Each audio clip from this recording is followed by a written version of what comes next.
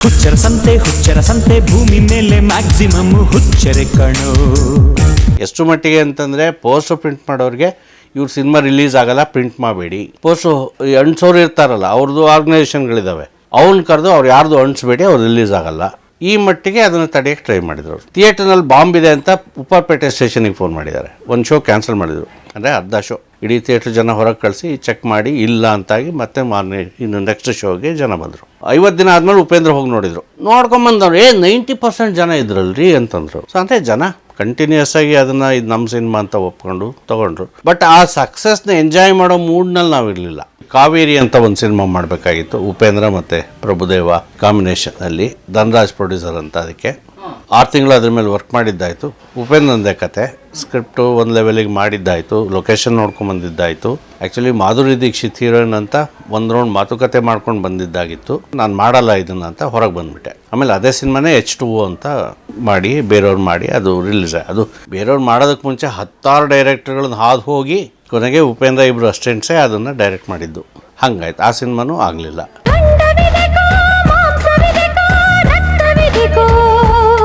Release again was fraught with lot many problems. ಅಂದರೆ ಅದು ರಿಲೀಸೇ ಆಗಬಾರ್ದು ಅಂತ ಚೇಂಬರ್ನವರು ಪಟ್ಟಿಡ್ದು ಕೂತಿದ್ರು. ಯಾಕೆ ಅಂತ ಈಗ ಜಿಜ್ಞಾಸೆ ಮಾಡೋದು ಕಷ್ಟ. ಆವತ್ತೇನಾಯಿತು, ನಮ್ಮ ಜೊತೆಯಲ್ಲಿ ಇನ್ನೂ 3 ಸಿನಿಮಾ, ಒಟ್ಟು 4 ಸಿನಿಮಾ ರಿಲೀಸ್ ಇತ್ತು ಸೇಮ್ ಡೇ. 4 ಸಿನಿಮಾ ರಿಲೀಸ್ ಆದಾಗ ಇವರೇನು ಚೇಂಬರ್ನವ್ರು ಕರೆದು ಸಂಧಾನ ಮಾಡಿ 2 ರಿಲೀಸ್ ಮಾಡಿ ಅಂತ ಯಾವ ಸಿನಿಮಾಗೂ ಹೇಳಿಲ್ಲ. ನಮ್ಮದೇ ಫಸ್ಟ್ ಹೇಳಿದ್ದವರು, ನೀವು ಪೋಸ್ಟ್ಪೋನ್ ಮಾಡ್ಕೊಳ್ಳಿ. ಅಯ್ಯೋ ರಾಮ, ನಮಗೆ ಥಿಯೇಟ್ರ್ ಸಿಕ್ಕಿದ್ದೇ ಕಷ್ಟ. ಏನೇನೋ ಹೊಡೆದಾಟಗಳು ಮಾಡಿ ಕೊನೆಗೆ ಕಪಾಲಿ ಥಿಯೇಟ್ರು ಅಂತ ಫಿಕ್ಸ್ ಮಾಡ್ಕೊಂಡಿದ್ದೀವಿ. ಆಮೇಲೆ ಕಪಾಲಿ ಮಾಡಿದ್ರೆ ಅಂತೆಲ್ಲ ಬೈದರು ಒಂದಷ್ಟು ಜನ, ನಮ್ಮ ಪಾರ್ಟ್ನರ್ಸು ಸೇರಿ. ಅಲ್ಲಿ ಒಂದು ಸಿಕ್ಕಿದೆ, ಹೆಂಗೋ ಒಂದು ಥಿಯೇಟ್ರ್ ಸಿಕ್ಕಿದೆ, ನೀವು ರಿಲೀಸ್ ಮಾಡಿಬಿಡಿ ಅಂತ ಏನು ಮಾಡೋದು ನಾವು? ನೆಕ್ಸ್ಟ್ ವೀಕ್ ಆಯ್ತಪ್ಪ, ನೆಕ್ಸ್ಟ್ ವೀಕ್ ನಾನು ರಿಲೀಸ್ ಮಾಡ್ತೀನಿ, ನನಗೆ ಥಿಯೇಟ್ರ್ ಕೊಡಿಸ್ಕೊಡಿ ಅಂತ ನಾನು ಚೇಂಬರ್ನಲ್ಲಿ ಇಡೀ ದಿನ ಮೀಟಿಂಗು. ಅದು ಕೊನೆಯಲ್ಲಿ ನಾ ಕೇಳಿದೆ, ನೀವು ನನ್ನೇ ಯಾಕೆ ಕೇಳ್ತೀರಿ, ಬೇರೆಯವ್ರನ್ನ ಕೇಳಿ, ಯಾರು ವಿಡ್ರಾ ಮಾಡ್ಕೋತಾರ ಮಾಡಲಿ. ಕೊನೆಯಲ್ಲಿ ಸಂಜೆಗೆ ನಾನು ಆಯ್ತಪ್ಪ, ನಾನು ರಿಲೀಸ್ ಮಾಡೋದು ಇವತ್ತು, ನನಗೆ ಆಲ್ಟರ್ನೇಟಿವ್ ಥಿಯೇಟ್ರ್ ಕೊಡಿ. ಸರಿ ಇರಿ, ನಾನು ಇವ್ರಿಗೆ ಕಪಾಲಿ ಥಿಯೇಟ್ರು ಡಾಕ್ಟರ್ ರಾಮಚಂದ್ರಪ್ಪ ಅವ್ರು ಓನರಿಗೆ ಫೋನ್ ಮಾಡ್ತೀನಿ ಅಂದ್ಬಿಟ್ಟು ಸಾರಾ ಗೋವಿಂದ ಫೋನ್ ಮಾಡಿದರು. ಅವ್ರು ಫೋನ್ಗೆ ಬರಲಿಲ್ಲ. ನಾನೇನು ಮಾತಾಡ್ದೆ ಅವ್ರ ಜೊತೆ ಅಂತ ಹೇಳಿದ್ರಂತೆ. ಸೊ ಇಲ್ಲಿ ಬಂದರು ಇವರು. ಈಗೇನು ಮಾಡೋದು ಅಂದೆ ನಾನು. ಅಷ್ಟೊತ್ತಿಗೆ ಮೀಟಿಂಗ್ ಮುಗೀತು. ಹೊರಗೆ ಬಂದಮೇಲೆ ಸರ್ ನೀವು ಮಾಡಿ ರಿಲೀಸ್ ಮಾಡಿ ಅಂದರು. ನಾನು ಇವ್ರು ಇನ್ನೇನು ಮಾಡ್ತಾರೋ ಅಂತೇಳಿ ಕಪಾಲಿ ಥಿಯೇಟ್ರಿಗೆ ಇಮ್ಮಿಡಿಯೇಟಾಗಿ ಬಂದೆ. ಇದ್ದರು ಡಾಕ್ಟ್ರ್ ಇದ್ದರು. ಏನು ಸರ್ ಹಿಂಗೆ ಅವ್ರು ಯಾರೋ ಫೋನ್ ಮಾಡಿದ್ರೆ ನಾನು ಯಾಕೆ ತೊಗೊಳ್ಳಿ, ರಿಲೀಸ್ ನೀವು ಪೋಸ್ಟ್ಪೋನ್ ಮಾಡಿ ಅಂತ ಹೇಳ್ತೀರಾ, ನೋಡೋಣ ನಾವು ನೀವು ಮಾತಾಡೋಣ ಅಂತ, ಬೇರೆಯವ್ರು ಯಾರು ನಮಗೆ ಅಂತಂದರು. ಸೊ ಅಲ್ಲಿಗೆ ಒಂದು ಪ್ರಾಬ್ಲಮ್ ಸಾಲ್ವ್. ಎಷ್ಟು ಮಟ್ಟಿಗೆ ಅಂತಂದರೆ ಪೋಸ್ಟರ್ ಪ್ರಿಂಟ್ ಮಾಡೋರಿಗೆ ಇವ್ರ ಸಿನಿಮಾ ರಿಲೀಸ್ ಆಗಲ್ಲ, ಪ್ರಿಂಟ್ ಮಾಡಬೇಡಿ. ಪೋಸ್ಟು ಅಂಟಿಸೋರು ಇರ್ತಾರಲ್ಲ, ಅವ್ರದ್ದು ಆರ್ಗನೈಸೇಷನ್ಗಳಿದ್ದಾವೆ, ಅವ್ನು ಕರೆದು ಅವ್ರು ಯಾರ್ದು ಅಂಟಿಸ್ಬೇಡಿ, ಅವ್ರು ರಿಲೀಸ್ ಆಗಲ್ಲ. ಈ ಮಟ್ಟಿಗೆ ಅದನ್ನು ತಡೆಯೋಕ್ಕೆ ಟ್ರೈ ಮಾಡಿದ್ರು. ಸೊ ಈ ಮಧ್ಯೆ ಇದು ಒಂದು ಕಡೆ, ಇನ್ನೊಂದು ನಮ್ಮ ಪಾರ್ಟ್ನರ್ಗಳ ಪ್ರೆಷರ್ ಒಂದು ಕಡೆ. ಸೊ ಪೂರ್ತಿ ಕುಸಿದೋಗಿದ್ದೆ ನಾನು. ಏನಾಗುತ್ತೋ ಗೊತ್ತಿಲ್ಲ, ಏನಾದ್ರು ಆಗಲಿ ಅನ್ನೋ ಮನಸ್ಥಿತಿನಲ್ಲಿ ಇದ್ದೆ ನಾನು. ಬಟ್ ರಿಲೀಸ್ ದಿನ ಹೋದ್ವಿ ಥಿಯೇಟ್ರಿಗೆ. ಬೆಳಿಗ್ಗೆ 8 ಗಂಟೆಗೆ ಹೋಗಿ ನಮ್ಮ ಪಾರ್ಟ್ನರ್ಸ್ ಎಲ್ಲ ಇದ್ದರು, ಬಂದರು. ಒಂದು 3 ಬಂದರು. ಅಲ್ಲಿ ಗಣೇಶನ ದೇವಸ್ಥಾನ ಆನಂದರಾವ್ ಸರ್ಕಲಲ್ಲಿ ಪೂಜೆ ಮಾಡಿದ್ವಿ, ಹೋದ್ವಿ. ಅದು ಕಪಾಲಿ ಥಿಯೇಟ್ರು ತುಂಬ ದಿನದಿಂದ ಜನ ಭಾಳ ಕಡಿಮೆ ಬಂದು ಸೌಂಡ್ ತುಂಬ ಕಡಿಮೆ ಇಡೋದು ರೂಢಿ ಮಾಡ್ಕೊಂಬಿಟ್ಟಿದ್ರು ಅವರು. ಜಾಸ್ತಿ ಜನ ಇದ್ದಾಗಷ್ಟೇ ಅದಕ್ಕೆ ವಾಲ್ಯೂಮ್ ಕೊಡೋದು, ಇಲ್ಲದೇ ಇದ್ದರೆ ಅದು ಅಂದ್ಬಿಡುತ್ತೆ. ನಾನು ಅದು ಹಿಂದೆ ಥಿಯೇಟ್ರ್ ಫಿಕ್ಸ್ ಮಾಡೋಕ್ಕೆ ಮುಂಚೆ ಎಲ್ಲ ಹೋಗಿ ಅಲ್ಲಿ ನೋಡಿದಾಗ ನಾನು ನೋಡಿದ್ದೆ ನಾನು. ಸೊ ಹೋದ್ವಿ, 8:30 ಒಳಗೆ ಇದ್ವಿ ಥಿಯೇಟ್ರಲ್ಲಿ. ಪ್ರೊಜೆಕ್ಷನ್ ರೂಮ್ಗೆ ಹೋಗಿ ಅದನ್ನು ಸೌಂಡ್ ಎಲ್ಲ ಇದು ಮಾಡಬೇಕು. ನಾನು ಬಾಲ್ಕನಿಯಿಂದ ಹೇಳ್ತೀನಿ, ನೀವು ಅಪ್ ಡೌನೋ ಮಾಡೋದು ನೀವು ಮಾಡಿ ಅಂತ ಅವ್ರಿಗೆ ಹೇಳ್ಬಿಟ್ಟು 9 ಗಂಟೆವರೆಗೆ ಇದೆಲ್ಲ ಆಯಿತು. ಮೇಲ್ಗಡೆ ಗ್ಲಾಸಿನ ಹಿಂಗೆ ಹೊರಗಡೆ ನೋಡ್ತೀನಿ, 2 ಥಿಯೇಟ್ರ್ ಜನ ಇದ್ದಾರೆ ಹೊರಗಡೆ. 9:45 ಹೌಸ್ಫುಲ್ ಆಗೋಗಿದೆ. ಸೊ ಏನೋ ಆಗಂಗೆ ಕಾಣ್ತಾ ಇದೆ ಇದು ಅಂತ ಅಂದ್ಕೊಂಡ್ವಿ ನಾವು.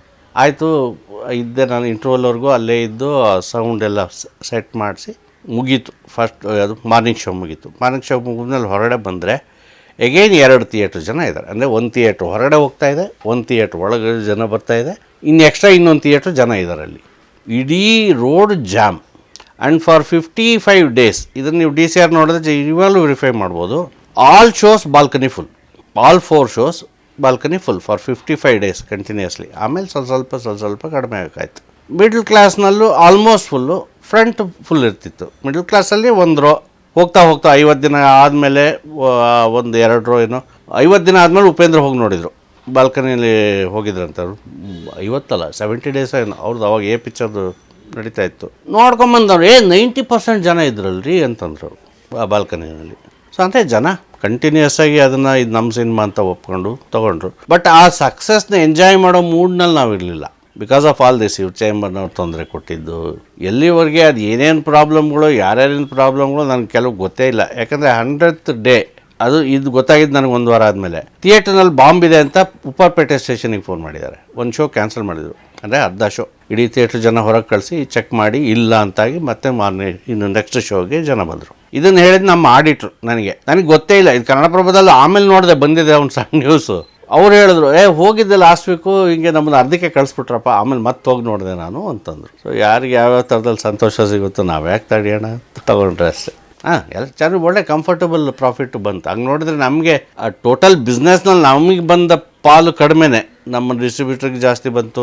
ಒಂದು 2-3 ಏರಿಯಾಗಳನ್ನು ಔಟ್ರೈಟ್ ಮೊದಲೇ ಪರ್ಚೇಸ್ ಮಾಡಿದ್ರು, ಅವ್ರಿಗೆ ಒಳ್ಳೆ ದುಡ್ಡು ಬಂತು. ಬಟ್ ವಿ ಡೋಂಟ್ ಕಂಪ್ಲೇನ್, ನಮ್ಮೆಲ್ರಿಗೂ ಕೂಡ ಕಂಫರ್ಟಬಲ್ ಆದ ಪ್ರಾಫಿಟ್. ಬಟ್ ಏನು ಅದು ಒಂದು ದಿನದಲ್ಲಿ ಸಿನಿಮಾ ಅಂದ್ರೇ ತಾನೆ, ಒಂದು ದಿನದಲ್ಲಿ ಬರೋದಲ್ಲ, spread over a certain period ಬಂತು. ತೊಂದರೆ ಏನು ಯಾರಿಗೂ ಆಗಲ್ಲ. ನನಗೆ 2ನೇದೇ ಕಷ್ಟ ಆಗಿದ್ದು.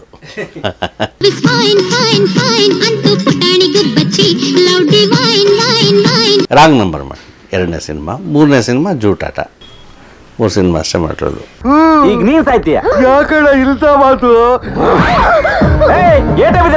2ನೇ ಸಿನಿಮಾದ ಉಲ್ಟಾ ಪಲ್ಟಾ ಆದಾಗ ಸುಮಾರು ಜನ ಪ್ರೊಡ್ಯೂಸರ್ಸ್ ನನ್ನ ಹತ್ರ ಬಂದರು ಸಿನಿಮಾ ಮಾಡೋಣ ಅಂತ. ಬಟ್ 90% ಜನ ರೀಮೇಕು ಅಂತ ಕೇಳ್ಕೊಂಡು ಬಂದರು, ಈ ಸಿನಿಮಾ ಮಾಡೋಣ ಅಂತ. ನಾನು ಆ ಹಂತದಲ್ಲಿ ರೀಮೇಕ್ ಮಾಡಲ್ಲ ಅಂತಲೇ ತೀರ್ಮಾನ ಮಾಡಿದ್ದೆ. ಹಾಗಾಗಿ ನಾನು ಮಾಡಲಿಲ್ಲ. ಇನ್ನು ಉಳಿದ 10% ಜನ ಅವ್ರು ಹೇಳಿದ ಕತೆ ನನಗಿಷ್ಟ ಆಗಲಿಲ್ಲ, ನಾನು ಹೇಳಿದ ಕತೆ ಅವ್ರಿಗಿಷ್ಟ ಆಗಲಿಲ್ಲ. ಹಾಗಾಗಿ ಯಾವುದು ಸಿನಿಮಾ ಆಗಲೇ ಇಲ್ಲ ಅವಾಗ. ಹಾಗೂ ಒಂದು ಸಿನಿಮಾ ಶುರು ಆಯಿತು ರಮೇಶ್ ಅವ್ರ ಜೊತೆ, ನೆಕ್ಸ್ಟ್ ಒಂದು ಸಿನಿಮಾ ಮಾಡೋದು ಅಂತ. ರಮೇಶ್ ಅವ್ರಿಗೆ ನಾನು ಫಸ್ಟ್ ಕತೆ ಹೇಳಿದಾಗ ಅವ್ರಿಗೆ ಅದು ಕತೆ ಇಷ್ಟ ಆಗಿತ್ತು. ಅದು ಸ್ಕ್ರಿಪ್ಟು ಎಲ್ಲ ಮಾಡಿದ್ವಿ. ಚಿಂತಾಮಣಿ ಅವರೊಬ್ಬರು ರೆಡ್ಡಿ ಅಂತ ಬಂದಿದ್ದರು. ಕೊನೆಗೆ ಅದು ಫೈನಲ್ ಹಂತಕ್ಕೆ ಬಂದಾಗ ರಮೇಶ್ ಅವ್ರಿಗೆ ಯಾಕೋ ಕಾನ್ಫಿಡೆನ್ಸ್ ಬರಲಿಲ್ಲ. ಬೇಡ ಬಿಡಿ, ಈಗ ತಕ್ಷಣಕ್ಕೆ ಮುಂದೆ ಯಾವುದಾದ್ರು ಮಾಡೋಣ ಅಂತಂದರು. ಹಾಗಾಗಿ ಆ ಪ್ರಾಜೆಕ್ಟು ನಿಂತೋಯ್ತು. ಅದಾದಮೇಲೆ ನಾನು ಕಾವೇರಿ ಅಂತ ಒಂದು ಸಿನಿಮಾ ಮಾಡಬೇಕಾಗಿತ್ತು, ಉಪೇಂದ್ರ ಮತ್ತು ಪ್ರಭುದೇವ ಕಾಂಬಿನೇಷನಲ್ಲಿ. ಧನ್ರಾಜ್ ಪ್ರೊಡ್ಯೂಸರ್ ಅಂತ. ಅದಕ್ಕೆ 6 ತಿಂಗಳು ಅದ್ರ ಮೇಲೆ ವರ್ಕ್ ಮಾಡಿದ್ದಾಯಿತು. ಉಪೇಂದ್ರಂದೇ ಕತೆ, ಸ್ಕ್ರಿಪ್ಟು ಒಂದು ಲೆವೆಲಿಗೆ ಮಾಡಿದ್ದಾಯಿತು, ಲೊಕೇಶನ್ ನೋಡ್ಕೊಂಬಂದಿದ್ದಾಯಿತು. ಆ್ಯಕ್ಚುಲಿ ಮಾಧುರಿ ದೀಕ್ಷಿತ್ ಹೀರೋಯಿನ್ ಅಂತ ಒಂದು ರೌಂಡ್ ಮಾತುಕತೆ ಮಾಡ್ಕೊಂಡು ಬಂದಿದ್ದಾಗಿತ್ತು. ಆಮೇಲೆ ಅದು ಏನಾಯ್ತು ಏನೋ, ಧನ್ರಾಜ್ಗೂ ನನಗೂ ಸ್ವಲ್ಪ ಮಿಸ್ಅಂಡರ್ಸ್ಟ್ಯಾಂಡಿಂಗ್ ಬಂತು. ನಾನು ಮಾಡಲ್ಲ ಇದನ್ನು ಅಂತ ಹೊರಗೆ ಬಂದುಬಿಟ್ಟೆ. ಆಮೇಲೆ ಅದೇ ಸಿನಿಮಾನೇ H2O ಅಂತ ಮಾಡಿ ಬೇರೆಯವ್ರು ಮಾಡಿ ಅದು ರಿಲೀಸ್. ಅದು ಬೇರೆಯವ್ರು ಮಾಡೋದಕ್ಕೆ ಮುಂಚೆ 10 ಡೈರೆಕ್ಟರ್ಗಳನ್ನ ಹಾದು ಹೋಗಿ ಕೊನೆಗೆ ಉಪೇಂದ್ರ 2 ಅಸಿಸ್ಟೆಂಟ್ಸೇ ಅದನ್ನು ಡೈರೆಕ್ಟ್ ಮಾಡಿದ್ದು. ಹಂಗಾಯ್ತು. ಆ ಸಿನಿಮಾನೂ ಆಗಲಿಲ್ಲ. ಸೊ ಅದಾದಮೇಲೆ ನಾನು ನಾನೇ ಪ್ರೊಡ್ಯೂಸ್ ಮಾಡಬೇಕಾಗುತ್ತೆ ಅಂತ ಅಂದ್ಕೊಂಡು ಒಂದು 2ನೇ ಸಿನಿಮಾ ರಾಂಗ್ ನಂಬರ್ ಅಂತ, ಅದು ಒಂದು ತಮಿಳ್ ನಾವೆಲ್ನ ಬೇಸ್ ಮಾಡಿದ್ದದು. ಆ ನಾವೆಲ್ ತಮಿಳ್ ನಾವೆಲ್ ನನಗೆ ಹೆಂಗೆ ಗೊತ್ತಾಯಿತು ಅಂತಂದರೆ, ನನ್ನ ಎಡಿಟ್ರು ತಮಿಳ್ರವರು, ಅವ್ರು ಓದಿ ಅವ್ರು ಸಜೆಸ್ಟ್ ಮಾಡಿದ್ರು ಈ ಕತೆ ಚೆನ್ನಾಗಿದೆ ನೋಡಿ ಅಂತ. ನನಗೆ ಇಂಟ್ರೆಸ್ಟಿಂಗ್ ಅಂತ ಅನಿಸ್ತು. ಸೊ ಅದನ್ನು ನಾವು ಒರಿಜಿನಲ್ ಕಾಸ್ಟಿಂಗ್ ಅಂತ ಅಂದ್ಕೊಂಡಿದ್ದು ಬೇರೆ, ಬಟ್ ಕೊನೆಗೆ ಏನೇನೋ ಆಗಿ ಆಯಿತು. ಅದು ಕಮರ್ಷಿಯಲಿ ಅಷ್ಟು ಸಕ್ಸಸ್ ಆಗಲಿಲ್ಲ ಆ ಸಿನಿಮಾ. ಅದಾದಮೇಲೆ ಅಂದರೆ ಆ್ಯಕ್ಚುಲಿ ನಾನು ಮೊದಲನೇ ಸಿನಿಮಾಗೂ 2ನೇ ಸಿನಿಮಾಗೂ 6 ವರ್ಷ ಗ್ಯಾಪ್ ಇದೆ. 2ನೇ ಸಿನಿಮಾಗೂ 3ನೇ ಸಿನಿಮಾ ಬರೀ 2 ವರ್ಷ ಗ್ಯಾಪ್ ಇದೆ. ಅದು ಹೆಂಗೆ ನೋಡಿ, ಒಂದು ಫ್ಲಾಪ್ ಆದಮೇಲೆ ಬೇಗ ಸಿನಿಮಾ ಮಾಡಿದೆ ನಾನು. ಆ ಸಿನಿಮಾ ಇದು ವಿಜಯ್ ಕುಮಾರ್ ಅಂತ, ಅವರು ದೊಡ್ಡ ತೆಲುಗು ಡಿಸ್ಟ್ರಿಬ್ಯೂಟರ್. ಅವರು ಬಂದು ಈ ಹಿಂದಿಯ ಹಂಗಾಮ ಸಿನಿಮಾನ ಕನ್ನಡದಲ್ಲಿ ಮಾಡಬೇಕು, ಅದು ನೀವು ಮಾತ್ರ ಮಾಡಬೇಕು, ನೀವು ಮಾಡೋದಾದರೆ ಈ ಪ್ರಾಜೆಕ್ಟ್ ಮಾಡ್ತೀನಿ, ಇಲ್ಲದೇ ನಾನು ಪ್ರಾಜೆಕ್ಟೇ ಡ್ರಾಪ್ ಮಾಡಿಬಿಡ್ತೀನಿ ಅಂತ ಹೇಳಿದರು. ಸೊ ಅದು ಸ್ವಲ್ಪ ಏನು ಭಾಳ ಪವರ್ಫುಲ್ ಆದ ಇಮೋಷ್ನಲ್ ಪ್ಲೆಸೆಂಟ್ ಬ್ಲ್ಯಾಕ್ ಮೇಲ್ ಥರ ಆಯ್ತದು.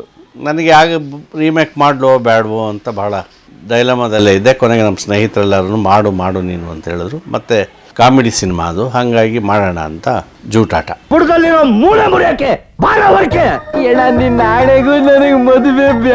ಮಾಡಿದ್ವಿ. ಅದು ಒಂದು ಆವ್ರೇಜ್ ಲೆವೆಲ್ಗೆ ಸಕ್ಸಸ್ ಆಯ್ತು. ಅದು ಅದಾದಮೇಲೆ ಇನ್ನೂ ನಾನು ಸಿನಿಮಾ ಮಾಡೋಕ್ಕಾಗಿಲ್ಲ. ಈ ವರ್ಷ ಮಾಡಬೇಕು ಅನ್ನೋ ಆಲೋಚನೆ ಇತ್ತೇನೋ, ಆಲ್ಮೋಸ್ಟ್ ಎಲ್ಲ ಫೈನಲೈಸ್ ಆಗಿತ್ತು. ಈ ಕರೋನಾ ಗಲಾಟೆಯಿಂದಾಗಿ ಸ್ವಲ್ಪ ಪೋಸ್ಟ್ಪೋನ್ ಆಯಿತು. ನೀವು ಮಾಡಿರೋ 3 ಸಿನಿಮಾ ಇರ್ಬೋದು, ಆದರೆ ನಿಮ್ಗೆ ಇರೋ ಸಿನಿಮಾ ಅನುಭವ ಇದೆಯಲ್ಲ, ತುಂಬ ಅಗಾಧವಾದ ಅನುಭವ. ಇವತ್ತು ನಾವು ನೋಡ್ತಾ ಇದ್ದೀವಿ, OTT ವರ್ಗೂ ಬಂದು ನಿಂತುಬಿಟ್ಟಿದ್ದೀವಿ. ಜೇಬಿಗೆ ಬರುತ್ತೆ ಸಿನಿಮಾ, ದೊಡ್ಡ ಪರದೆ ಅಂದ್ರೆ ಗಾಡಿ ಕಟ್ಕೊಂಡು ಹೋಗ್ತಾ ಇದ್ದಿದೆ ಹೌದು. ಸೊ ನೀವು ಗಮನಿಸಿದ ಚಿತ್ರರಂಗ ಹೇಗೆ ಟ್ರಾವೆಲ್ ಮಾಡಿದೆ ಅಂತ? ಟ್ರಾವೆಲ್ ಅಂದರೆ ಅದೇ ನೀವು ಹೇಳ್ದಂಗೆ ಗಾಡಿ ಕಟ್ಕೊಂಡು ಹೋಗ್ತಿದ್ದ ಒಂದು ಸ್ಟೇಜ್. ಅವಾಗ ಸಿನಿಮಾ ಅಂತಂದರೆ ಅದು ಇಂದ್ರಲೋಕದ ಭೂಮಿಗಿಳಿದು ಬಂದಿರೋ ಇಂದ್ರಲೋಕ ಅದು ಸಿನಿಮಾ. ಆ ಥರದ ಒಂದು ಫೀಲಿಂಗ್ ಇರ್ತಿತ್ತು, ಒಂದು ವೈಭವೀಕೃತವಾದ ಒಂದು ಕಲ್ಪನೆ ಇರ್ತಿತ್ತು ಜನರ ಮನಸ್ಸಿನಲ್ಲಿ. ಒಬ್ಬ ಸಿನಿಮಾ ಹೀರೋಯಿನ್ನು ನೋಡೋದೇ ಒಂದು ದೊಡ್ಡ ಸುಕೃತ ಅದು ಜೀವನದಲ್ಲಿ ಅನ್ನೋ ಥರ.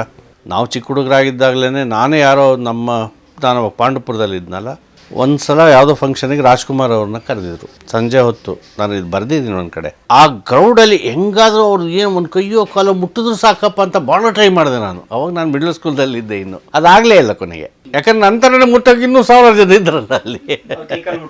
ಅದೇ ಹಾಗೆ ಇನ್ನೊಂದು ಸಲ ಉದಯ್ ಕುಮಾರ್ ಏನೋ ಬಂದಿದ್ರು. ಅವ್ರು ಯಾವುದೋ ಅಲ್ಲಿ ಐಬಿನಲ್ಲಿ ಅವರು ಇನ್ಯಾರು ಇದ್ರು, ಇನ್ನು ಉಳಿದವ್ರು ಮರ್ತು ಹೋಗಿದೆ. ಅವ್ರನ್ನ ಹೋಗಿ ನಾನು ಮಾತಾಡಿಸಿ ಸೈನ್ ಗೀನೆಲ್ಲ ತೊಗೊಂಡಿದ್ದೆ.